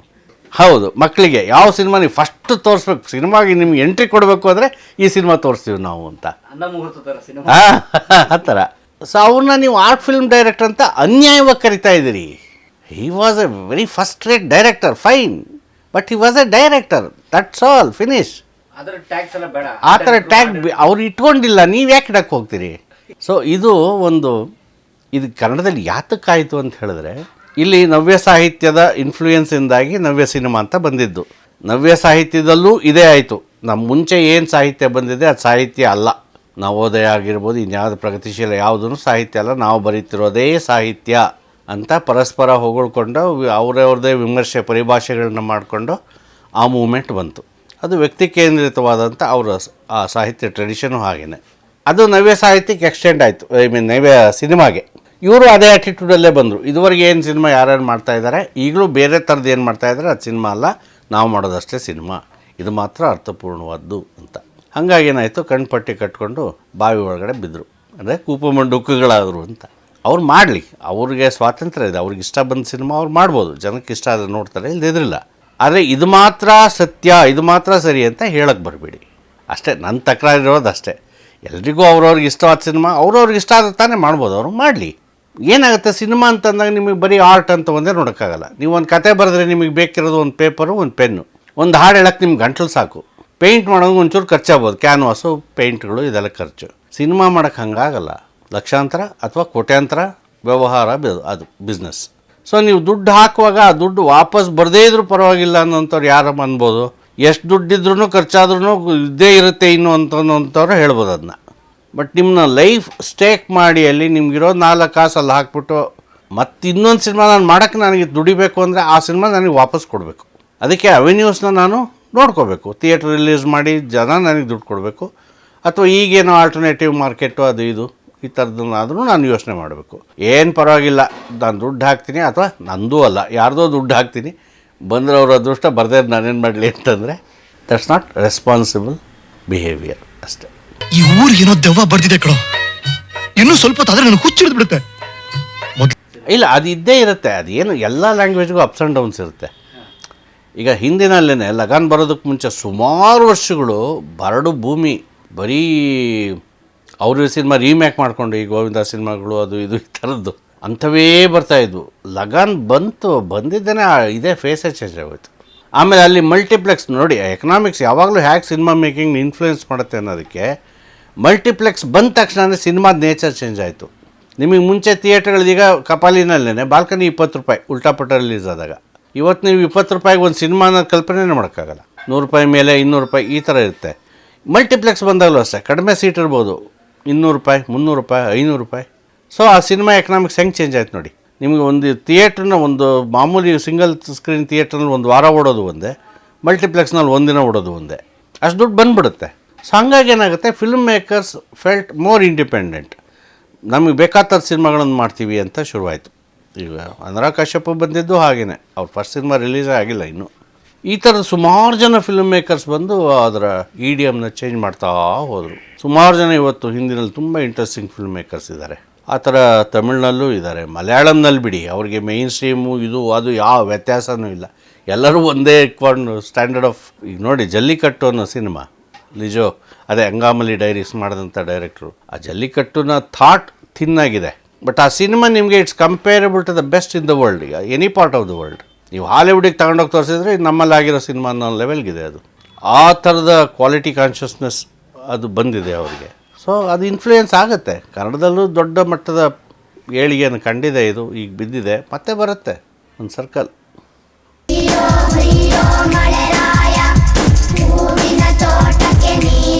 ಪ್ರಭಾವಿಸಿದ ಸಿನಿಮಾಗಳು 5 ಹೇಳೋದು ಕಷ್ಟ, 500 ಅಂತ ಹೇಳಿದ್ರೆ ಹೇಳ್ಬೋದೇನೋ. ಹಂಗೆ ನೋಡಿದ್ರೆ ನನ್ನ ಸಿನಿಮಾ ಮೇಕಿಂಗ್ ಸ್ಟೈಲ್ ಮೇಲೆ ಪ್ರಭಾವ ಬೀರಿದಂಥ ಸಿನಿಮಾಗಳು ಇಲ್ಲ. ನನಗೆ ಪ್ರಭಾವ ಆಗಿರೋದು ಲಿಟ್ರೇಚರಿಂದ. ನನ್ನ ಸಿನಿಮಾ ಮೇಕಿಂಗ್ನ ಅಪ್ರೋಚ್, ಅದಕ್ಕೆ ನಾನು ಅದು ಹಿಂದಿನ ಸೈಕಾಲಜಿ ಏನು ಅಂತ ಹುಡ್ಕೊಂಡು ಹೋಗ್ತೀನಲ್ಲ, ಅದೆಲ್ಲ ಲಿಟ್ರೇಚರಿಂದ. ಬಟ್ ಸಿನಿಮಾ ಮೇಕಿಂಗ್ನಲ್ಲಿ ನನಗೆ ತುಂಬ ಪವರ್ಫುಲ್ ಫಿಲ್ಮ್ಸ್ ಅಂತ ನಾನು ಕನ್ಸಿಡರ್ ಮಾಡೋದಾದರೆ ವರ್ಲ್ಡ್ ಲೆವೆಲ್ ಸಿನಿಮಾದಲ್ಲಿ ಎಸ್ಪೆಷಲಿ 7 ಸಮುರಾಯ್ ಕುರೋಸವಾದು, ಡೇವಿಡ್ ಲಿಂದು Bridge on the River Kwai, ಆ ಥರದ್ದು ಸುಮಾರು ಸಿನಿಮಾಗಳಿದೆ. ಗಾಡ್ ಫಾದರ್, ಇದು ಸುಮಾರು ಸಿನಿಮಾಗಳಿದೆ. ಬಟ್ ಬೆಸ್ಟ್ ಅಂತ ಹೇಳೋದು ನಾನು 7 ಸಮುರಾಯ್. ನಿಮ್ಗೆ ಯಾವುದೇ ದೃಷ್ಟಿಯಿಂದ ನೋಡಿ ಆ ಸಿನಿಮಾ, ಫಿಲಾಸಫಿ ಅಂತ ನೋಡ್ತೀರಾ, ಆ್ಯಕ್ಷನ್ ಅಂತ ನೋಡ್ತೀರಾ, ಆ ಫಿಲ್ಮ್ ಮೇಕಿಂಗ್ನ ಫೋರ್ಸ್ ಅಂತ ನೋಡ್ತೀರಾ, ಯಾವುದೇ ದೃಷ್ಟಿಯಿಂದ ನೋಡಿ ಅದು ಫ್ಲಾಲೆಸ್ ಫಿಲ್ಮ್ ಎನಿ ಡೇ. ಮತ್ತು ಅವೊಂದು ರಶೋಮೋನ್ ಇನ್ನೊಂದು ಸಿನಿಮಾ. ಕನ್ನಡದಲ್ಲಿ ನನಗೆ ತುಂಬ ಆವಾಗಲೇ ಹೇಳಿದಾಗೆ ತುಂಬ ಇಷ್ಟವಾದ, ಬಹಳ ಶ್ರೇಷ್ಠವಾದ ಸಿನಿಮಾ ಅಂತ ನನಗನ್ಸೋದು ಭೂತಯ್ಯನ ಮಗ ಅಯ್ಯು. ಸಿದ್ಧಲಿಂಗಯ್ಯನವ್ರ ಸುಮಾರು ಸಿನಿಮಾಗಳು ನನಗೆ ತುಂಬ ಇಷ್ಟ ಆಗುತ್ತೆ. ಯಾಕಂದರೆ ಸಿದ್ಧಲಿಂಗಯ್ಯನವರು ಮತ್ತು ಪುಟ್ಟಣ್ಣನವ್ರಿಗೆ ಒಂದು ವ್ಯತ್ಯಾಸ ನೋಡೋದಾದರೆ, ಪುಟ್ಟಣ್ಣನವ್ರ ಸಿನಿಮಾದಲ್ಲಿ ಒಂದು ಫ್ಯಾಮಿಲಿ, ಎಸ್ಪೆಷಲಿ ಒಂದು ಬ್ರಾಹ್ಮಣ ಕುಟುಂಬ, ಅವರ ಕಷ್ಟ ಸುಖ, ಬ್ರಾಹ್ಮಣ ಹೆಣ್ಣುಗಳ ನೋವು ಸಂಕಟ, ಈ ಥರದಕ್ಕೆ ಅವರು ಸೀಮಿತ, ಭಾಳ ಕಡಿಮೆ. ಅವರು ಸಮಾಜ ಅಂತ ಮಾತಾಡೋಕ್ಕೆ ಹೋಗಿದ್ದು ಕೂಡ ಪಡವರಹಳ್ಳಿ ಪಾಂಡವರು ಅಂತ ನೀವು ಹೇಳ್ಬೋದು. ಬಟ್ ಅದರ ಅಂಡರ್ಸ್ಟ್ಯಾಂಡಿಂಗ್ ಇದೆಯಲ್ಲ ಭಾಳ ತೆಳುವಾದದ್ದು. ಅಲ್ಲಿ ಜಿನೈನಾದ ಕಲ್ಚರಲ್ ಅವೇರ್ನೆಸ್ ಕಾಣಿಸಲ್ಲ. ಬಟ್ ಸಿದ್ಧಲಿಂಗಯ್ಯನವರ ಕೆಟ್ಟ ಸಿನಿಮಾದಲ್ಲೂ ಕೂಡ ಇಡೀ ಕನ್ನಡ ಸಂಸ್ಕೃತಿ ಮಾತಾಡ್ತಾ ಇದೆ ಅಂತ ಅನಿಸುತ್ತೆ. ಅದು ನೋಡಿ, ಈ ಬಂಗಾರದ ಮನುಷ್ಯ, ಅದರಲ್ಲಿ ಒಬ್ಬ ಅವನು ಜಟ್ಕಾ ಹೊಡೆಯೋ ಸಾಬ್ ಇರ್ತಾನೆ, ಒಬ್ಬ ಶೇವಿಂಗ್ ಮಾಡೋನು ಇರ್ತಾನೆ, ಆ ಹಳ್ಳಿಯ ಸಣ್ಣ ಸಣ್ಣ ಜಗಳಗಳಿರ್ತವೆ, ಪ್ರತಿಷ್ಠೆಗಳಿರ್ತವೆ, ಅದಕ್ಕೊಂದು ಉತ್ತರ ಕಂಡು ಹಿಡಿಯೋದಿರುತ್ತೆ. ಒಂದು ಸಮೂಹದ ಜೀವನ, ಕನ್ನಡ ಸಂಸ್ಕೃತಿ, ಅಚ್ಚ ಕನ್ನಡದ ಒಂದು ಜೀವನ ಕಾಣಿಸುತ್ತೆ. ಭೂತಯ್ಯನ ಮಗದಲ್ಲಿ ಅದು ಹೈಟು, ಅದ್ರ ಪೀಕ್ ಇದೆ. ಅದು ಆ ಥರದ ಅಂಡರ್ಸ್ಟ್ಯಾಂಡಿಂಗ್ ಅವ್ರಿಗೆ ಕಾಣಿಸುತ್ತೆ. ಇವರು ಪುಟ್ಟಣ್ಣವ್ರದ್ದು ಇಷ್ಟಕ್ಕೆ ಸೀಮಿತ. ಬಟ್ ಪುಟ್ಟಣ್ಣವ್ರು ಕ್ರಾಫ್ಟ್ ದೃಷ್ಟಿಯಿಂದ ಹೆಚ್ಚು ರಿಫೈನ್ಡ್ ಅಂತ ಅನಿಸುತ್ತೆ. ಇವರು ಟೋಟಲ್ ಫಿಲ್ಮ್ ಆಗಿ ನೋಡುವಾಗ ಸಿದ್ಧಲಿಂಗಯ್ಯನವ್ರು ಭಾಳ ಇಷ್ಟ ಆಗ್ತಾರೆ. ಪುಸ್ತಕಗಳು ಅಗೈನ್ ವರ್ಲ್ಡ್ ಲಿಟ್ರೇಚರಿಗೆ ಬಂದರೆ, ಗುರು ಅಂತ ಹೇಳೋದಕ್ಕೆ ಅಷ್ಟು ಯೋಗ್ಯತೆ ನನಗಿಲ್ಲ. ಬಟ್ ನನ್ನ ಮಾನಸ ಗುರು ಟಾಲ್ಸ್ಟಾಯ್. ನನ್ನ ಫಿಲ್ಮ್ ಮೇಕಿಂಗು ಕೂಡ ನಾನು ಆಗಲೇ ಹೇಳಿದ್ನಲ್ಲ, ಸಾಹಿತ್ಯದ ಇನ್ಫ್ಲುಯೆನ್ಸ್ ಇದೆ ಅಂತ. ಟಾಲ್ಸ್ಟಾಯ್ದೇ ನನಗೆ ಇನ್ಫ್ಲುಯೆನ್ಸ್. ಏನು ಅಂತಂದರೆ, ಒಂದು ಸಂದರ್ಭದ ಟ್ರೂತ್ ಏನಿದೆ ಅದನ್ನು ಹಿಡಿತಾನೆ ಅವನು ಪದಗಳಲ್ಲಿ. ಮನುಷ್ಯ ಮನಸ್ಸಿನಲ್ಲಿ ಏನು ನಡೀತಾ ಇದೆ, ಇಡೀ ಒಟ್ಟಾರೆ ಸಂದರ್ಭದ ಟ್ರೂತ್, ಅದರ ಸತ್ಯ ಏನಿದೆ ಅದನ್ನು ಹಿಡಿಯೋಕ್ಕೆ ಸಾಧ್ಯ ಆಗುತ್ತೆ ಅವನಿಗೆ. ನಾನು ಅದನ್ನು ಟ್ರೈ ಮಾಡ್ತೀನಿ ಪ್ರತಿ ಸಂದರ್ಭದಲ್ಲೂ. ಒಬ್ಬ ಮನುಷ್ಯ ಹಿಂಗೆ ಬಿಹೇವ್ ಮಾಡ್ತಾನೆ, ಯಾಕೆ ಬಿಹೇವ್ ಮಾಡ್ತಾನೆ, ಆ ಮೋಟಿವ್ಸ್, ಅದನ್ನು ವಿಶ್ಲೇಷಣೆ ಮಾಡಿಕೊಂಡು ಬರೆಯೋದಕ್ಕೆ ನಾನು ಟ್ರೈ ಮಾಡ್ತೀನಿ ಸಿನಿಮಾದಲ್ಲಿ. ಕನ್ನಡದಲ್ಲಿ ಅಫ್ಕೋರ್ಸ್ ಕುವೆಂಪುನ ಮೀರಿಸಿದ ಪ್ರತಿಭೆ ಕನ್ನಡ ಅಲ್ಲ, ಇಂಡಿಯಾದಲ್ಲೇ ಬರಲಿಲ್ಲ. ಇಂಡಿಯಾದಲ್ಲೇ ಅತ್ಯಂತ ಶ್ರೇಷ್ಠ ಪ್ರತಿಭೆ ಅಂದರೆ ಕುವೆಂಪು, ಅವರ ಮಲೆಗಳಲ್ಲಿ ಮದುಮಗಳು. ಭಾರತದಲ್ಲಿ ಬಂದ ಆಧುನಿಕ ಸಾಹಿತ್ಯದಲ್ಲಿ ಅತಿ ಶ್ರೇಷ್ಠ ಕೃತಿ ಅಂದರೆ ಅದು. ಆಧುನಿಕ ಅಂತ ಯಾಕೆ ಹೇಳ್ತೀನಿ ಅಂದರೆ, ಪ್ರಾಚೀನ ಕಾಲದ ಮಹಾಭಾರತ ನನ್ನ ಪ್ರಕಾರ ಜಗತ್ತಿನ ಸರ್ವಶ್ರೇಷ್ಠ ಸರ್ವಕಾಲಿಕ ಕೃತಿ ಮಹಾಭಾರತ ಸಾಹಿತ್ಯವಾಗಿ. ಆ ಪುರಾಣ ಗಿರಾಣ ಅದು ಇದು ಬೇರೆ, ಅದು ಬಿಡಿ, ಅದು ಬಿಟ್ಬಿಡಿ. ಅದು ಸಾಹಿತ್ಯ, ಒಂದು ಸಾಹಿತ್ಯ ಕೃತಿಯಾಗಿ ಸರ್ವಶ್ರೇಷ್ಠವಾದ ಕೃತಿ ಅಂದರೆ ಮಹಾಭಾರತ. ರೀಸೆಂಟ್ ಡೇಸಲ್ಲಿ ಅಂದರೆ ಅಫ್ಕೋರ್ಸ್ ನಮ್ಮ ಸ್ವಲ್ಪ ನಮ್ಮ ಹಿಂದಿನ ತಲೆಮಾರು ತೇಜಸ್ವಿ ಅವರು, ಲಂಕೇಶ್, ಅನಂತಮೂರ್ತಿ, ದೇವನೂರು ಮಹಾದೇವ, ಕೃಷ್ಣ ಆಲ್ನಹಳ್ಳಿ, ಇವರೆಲ್ಲರೂ ಕೂಡ ತುಂಬ ಒಳ್ಳೆಯ ಕೃತಿಗಳನ್ನು ಬರೆದಿದ್ದಾರೆ. ತೀರಾ ಇತ್ತೀಚೆಗೆ ಬರೀತಿರೋರಲ್ಲಿ ಆ ಮಟ್ಟದ ರೈಟರ್ಸ್ ಅಂತ ಕಾಣಿಸ್ಲಿಲ್ಲ ನನಗೆ. ಬಟ್ ಒಳ್ಳೆ ರೈಟರ್ಸ್ ಅಂತ ಹೇಳೋರು ಸುಮಾರು ಜನ ಇದ್ದಾರೆ. ಅಮರೇಶ್ ನುಗುಡೋಣಿ ಇದ್ದಾರೆ, ಮತ್ತು ಇದ್ದಾರೆ, ಕೆಲವರು ಇದ್ದಾರೆ. ಈಗ ಚಳವಳಿಗಳೇ ಇಲ್ವಲ್ಲ. ಚಳವಳಿಗಳು ಅಂತಂದರೆ ಏನು, ನಿಮಗೆ ಈಗ 70s 80s ಬರಬೇಕು ನಾವು. ರೈತ ಚಳವಳಿ, ದಲಿತ ಚಳವಳಿ, ಬಹಳ ಪ್ರಭಾವಶಾಲಿಯಾದಂಥ ಪವರ್ಫುಲ್ ಚಳವಳಿಗಳು, ಬಲಿಷ್ಠವಾದ ಚಳವಳಿಗಳು. ಅದ್ರ ಜೊತೆಯಲ್ಲೇ ಕನ್ನಡ ಚಳವಳಿ, ಗೋಕಾಕ್ ಇದು ಶುರುವಾಯಿತು. ನಿಧಾನಕ್ಕೆ ಸ್ತ್ರೀವಾದಿ ಚಳವಳಿ, ಪರಿಸರ ಚಳವಳಿ ಇವೆಲ್ಲವೂ ಬಂದು. ಅವೆಲ್ಲನೂ ಏನು ಅಂತಂದರೆ, ಆವಾಗ ಇವರು ಎಲ್ಲರೂ ನಿಸ್ವಾರ್ಥವಾಗಿ ಸಮಾಜಕ್ಕೋಸ್ಕರ ಏನೋ ಮಾಡ್ತಾಯಿದ್ದಾರೆ ಇವರು ಅನ್ನೋ ಭಾವನೆ ಆ ಚಳವಳಿನಲ್ಲಿ ಅವ್ರು ಭಾಗವಹಿಸಲಿ ಬಿಡಲಿ. ಹೊರಗಡೆ ಇದ್ದ ಇಂಪ್ರೆಷನ್ ಇತ್ತಲ್ಲ, ಅವ್ರ ಬಗ್ಗೆ ಆ ಥರ ಇರ್ತಿತ್ತು. ಇವರೊಂದು ಕಾಸು ತೊಗೊಂಡಿದ್ದಾರೆ ಅಂದರೆ ಅದು ನಿಜ ಇದೆ, ನ್ಯಾಯ ಇದೆ, ಅವ್ರು ಮಾಡೋದು ಸರಿ ಇದೆ ಅಂತ. ಹಾಗಾಗಿ ಏನಾಗ್ತಿತ್ತು, ಆಳೋರ್ಗೂ ಇವ್ರ ಬಗ್ಗೆ ಹೆದರಿಕೆ ಇರ್ತಿತ್ತು, ತೀರಾ ಉಡಾಫೆಯಾಗಿ ನೋಡ್ತಿರ್ಲಿಲ್ಲ. ರೈತ ಚಳವಳಿ ನೋಡಿ, ಒಂದು ಪ್ರೊಫೆಸರ್ ನಂಜುಂಡಸ್ವಾಮಿ ಒಂದು ಕರೆ ಕೊಟ್ಟರೆ 5 ಲಕ್ಷ ಜನ ಕಬ್ಬನ್ ಪಾರ್ಕಲ್ಲಿ ಸೇರಿದರು. ನಾನು ಐ ವಿಟ್ನೆಸ್. ಅದಕ್ಕೆ ಯಾವ ದಾರಿ ಕಳಿಸೋದು, ಅವ್ರವ್ರ ಮನೆಗಳಿಂದ ಬುತ್ತಿ ತೊಗೊಂಬಂದು ಕಬ್ಬನ್ ಪಾರ್ಕ್ನಲ್ಲೇ ಕೂತ್ಕೊಂಡು ತಿಂದು ಅಲ್ಲಿ ಇವರ ಭಾಷಣಗಳನ್ನೆಲ್ಲ ಕೇಳಿ ಹೋದರು. ಆ ಥರದ ವಾತಾವರಣ ಇತ್ತಲ್ಲ, ಅದು ಭಾಳ ನೈತಿಕವಾಗಿ ಭಾಳ ಪವರ್ಫುಲ್ ಆದಂಥ, ಭಾಳ ಜ್ವಾಜ್ವಲ್ಯಮಾನವಾದಂತಹ ದಿನಗಳವು. ಆ ಚಳವಳಿಗಳೇ ಹೊರಟೋಯ್ತು. ಆಮೇಲೆ ನಾನಾ ಹಿಸ್ಟಾರಿಕಲ್ ಕಾರಣಗಳಿರ್ತಾವೆ ಅದಕ್ಕೆ, ಬಟ್ ಹೋಯಿತು. ಈಗಲೂ ನಾನು ರೈತ ಚಳುವಳಿ ಅಂತ ಅಂದ್ಕೊಂಡು 10 ಲೆಟರ್ಡ್ ಆರ್ಗನೈಸೇಷನ್ಗಳಿದ್ದಾವೆ. ಅವರು ಅದರಲ್ಲಿ ಆ ನಾಯಕರು ನನಗೆ ಪರಿಚಯದವರು ಇದ್ದಾರೆ, ಅವರೆಲ್ಲರೂ ವೈಯಕ್ತಿಕವಾಗಿ ಒಳ್ಳೆಯವರು ಕೂಡ. ಆದರೆ ಅವರು 10 ಜನನ ಸೇರಿಸೋ ಸಾಮರ್ಥ್ಯ ಇಲ್ಲದಿರೋವಂಥವ್ರು. ಯಾಕಂದರೆ ಈಗ ಅವ್ರ ಮೇಲೆ ಸಮಾಜದ ನಂಬಿಕೆ ಹೊರಟೋಯ್ತು. ಹಾಗಾಗಿ ಏನಾಗಿದೆ, ಈಗ ಎಲ್ಲನೂ ಕೂಡ ಏನೋ ತೋರಿಕೆಯಾಗಿ ಮಾಡ್ತಾರೆ, ಏನೋ ಲಾಭಕ್ಕೆ ಮಾಡ್ತಾರೆ. ಈ ಥರದ ಒಂದು ಸಾರ್ವತ್ರಿಕವಾದ ಒಂದು ಅಪನಂಬಿಕೆ ವಾತಾವರಣ ಇದೆ. NS ಶಂಕರ್ ಸರ್ ಭಾಳ ಜನಕ್ಕೆ ಹೆಸರು ಪರಿಚಯ ಇರುತ್ತೆ. ಉಲ್ಟಾ ಪಲ್ಟಾ ಅಂತ ಅನ್ನೋ ಸಿನಿಮಾ ನೋಡಿದವ್ರಿಗಂತೂ ಖಂಡಿತ ಗೊತ್ತಿರುತ್ತೆ. ರಮೇಶ್ ಅವರು ಟ್ರಿಪಲ್ ಆ್ಯಕ್ಟಿಂಗ್ ಮಾಡಿದಂಥ ಸಿನಿಮಾ, ತುಂಬ super duper blockbuster comedy, ತುಂಬ ಶುದ್ಧವಾದ ಕಾಮಿಡಿ ಸಿನಿಮಾಗಳು ಕನ್ನಡದಲ್ಲಿ, ಅದು ಕೂಡ ಒಂದು. ಆ ಸಿನಿಮಾ ನಿರ್ದೇಶಕರು ನಮ್ಮ ಶಂಕರ್ ಸರ್. Thank you. ಕನ್ನಡಕ್ಕೆ ಅಂಥ ಒಂದು ಒಳ್ಳೆ ಒಂದು ಸದಭಿರುಚಿಯ ಚಿತ್ರ ಕೊಟ್ಟಿದ್ದಕ್ಕೆ ಕನ್ನಡಿಗರ ಪರವಾಗಿ ನಿಮಗೆ ಧನ್ಯವಾದ. ಮೊಟ್ಟ ಮೊದಲು ನಿಮಗೂ ಧನ್ಯವಾದ. ಅದಮ್ಮ ರಾಂಗ್ ನಂಬರ್, ಜೂಟಾಟ ಅಂತ ಮತ್ತೆರಡು ಸಿನಿಮಾ ಕೂಡ ಮಾಡಿದ್ರು. ಸೊ 3 ಸಿನಿಮಾ ಮಾಡಿದ್ದಾರೆ. ಆದರೆ ಅಗಾಧವಾದ ಜೀವನಾನುಭವ, ಸಮಾಜದ ಅನುಭವ, ಸಾಂಸ್ಕೃತಿಕ ಅನುಭವ, ಪತ್ರಿಕೋದ್ಯಮದ ಅನುಭವ, ಈ ರೀತಿ ಬಹಳ ದೊಡ್ಡ ಅನುಭವದ ಮೂಟೆಯನ್ನು ತಮ್ಮ ಬಳಿ ಇಟ್ಕೊಂಡಿರುವಂಥವ್ರು ನಮ್ಮ ಶಂಕರ್ ಸರ್. ಅವರು ಪತ್ರಿಕೋದ್ಯಮಿ, ಸಾಹಿತಿ, ಬರಹಗಾರರು, ಸಿನಿಮಾ ಮೇಕರು, ಈ ರೀತಿ ಹಲವಾರು ಬಹುಮುಖ ಪ್ರತಿಭೆ ನಮ್ಮ ಸರ್. ಕಲಾ ಮಾಧ್ಯಮದ ಜೊತೆಗೆ ತುಂಬ ವಿಶೇಷವಾದ ಅನುಭವಗಳನ್ನು ಹಂಚಿಕೊಂಡಿದ್ದಾರೆ. ಸರ್, ನಮ್ಮ ಕಲಾ ಮಾಧ್ಯಮದ ಪ್ರೇಕ್ಷಕರಿಗೆ ಏನಾದರೂ ಒಂದೆರಡು ನೋಡಿ. ನಿಮ್ಮೆಲ್ಲರಿಗೂ ಥ್ಯಾಂಕ್ ಯು ಹೇಳಬೇಕು ನಾನು. ಒಂದು, ಕಲಾ ಮಾಧ್ಯಮ ಈಗಾಗಲೇ ಸಾಕಷ್ಟು ಜನಪ್ರಿಯ ಆಗಿರುವಂಥ ಒಂದು ಯೂಟ್ಯೂಬ್ ಚಾನೆಲ್ ಅದು. ಇದ್ರ ಮೂಲಕ ಹುದುಗಿ ಹೋಗಿರುವಂಥ ಮತ್ತು ಮರೆತೇ ಹೋಗ್ಬೋದಾದಂಥ ಎಷ್ಟೋ ಅನುಭವಗಳನ್ನು ಗೆಳೆಯ ಪರಮೇಶ್ವರ್ ಮತ್ತು ತಂಡ ಅವರು ಅದನ್ನು ಹೊರಗೆ ತರ್ತಾ ಇದ್ದಾರೆ, ನಿಮ್ಮ ಮುಂದೆ ಉಣಬಡಿಸ್ತಾ ಇದ್ದಾರೆ. ನೀವು ಅದನ್ನು ಎಂಜಾಯ್ ಕೂಡ ಮಾಡ್ತಾ ಇದ್ದೀರಿ. ಇದೇ ಥರ ನಿಮ್ಮ ಪ್ರೋತ್ಸಾಹ ಇವ್ರ ಮೇಲೂ ಇರಲಿ, ನಮ್ಮ ಮೇಲೂ ಇರಲಿ. Thank you very much. ಕಲಾ ಮಾಧ್ಯಮದ ರಸವತ್ತಾದ ಅರ್ಥಪೂರ್ಣವಾದ ವಿಡಿಯೋಗಳನ್ನು ನೀವು ನೋಡಬೇಕು ಅಂತಂದರೆ ಈ ಚಾನಲ್ನ ಸಬ್ಸ್ಕ್ರೈಬ್ ಮಾಡಿ, ಬೆಲ್ ಐಕಾನ್ ಒತ್ತಿ ಮರಿಬೇಡಿ. ಸರ್, ನೀವು ಇಷ್ಟು ಪ್ರೀತಿಯಿಂದ ಹೆಂಗೆ ಮರಿತೀರಿ ಸರ್?